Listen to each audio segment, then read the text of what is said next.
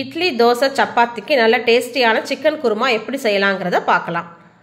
Chicken நல்லா wash பண்ணிட்டு மஞ்சள் தூள் சேர்த்துக்கோங்க, பெப்பர் சேர்த்துக்கோங்க, இஞ்சி பூண்டு விழுது சேர்த்துக்கோங்க. அடுத்தது தயிர் சேர்த்துட்டு நல்லா மிக்ஸ் பண்ணிவிட்டு ஒரு அரை மணி நேரம் நம்ம ஊற விடலாம். அதுக்கு அடுத்தது மிக்சி ஜாரில் ஒரு 2 பெரிய வெங்காயம் எடுத்துக்கோங்க.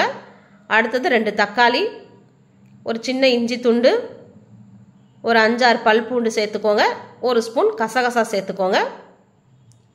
கொஞ்சமாக தண்ணி விட்டு நல்லா அரைச்சி எடுத்துருங்க. அடுத்தது கடாயில் கொஞ்சமாக எண்ணெய் ஊற்றுங்க. எண்ணெய் காஞ்சதும் கடுகு போடுங்க. கடுகு பொரிஞ்சதும் நம்ம அரைச்சி வச்சுருக்க வெங்காயம், தக்காளி அதில் சேர்த்துக்கலாம்.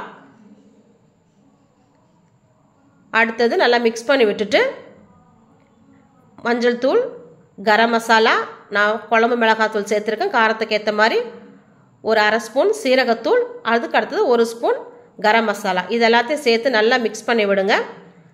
அதுக்கு அடுத்து நம்ம ஊற வச்சுருக்க அந்த சிக்கன் அதில் சேர்த்துக்கோங்க. நல்லா மிக்ஸ் பண்ணி விடுங்க. மிக்ஸ் பண்ணிவிட்டு தேவையான அளவு உப்பு சேர்த்துக்கோங்க, கருவேப்பிலை,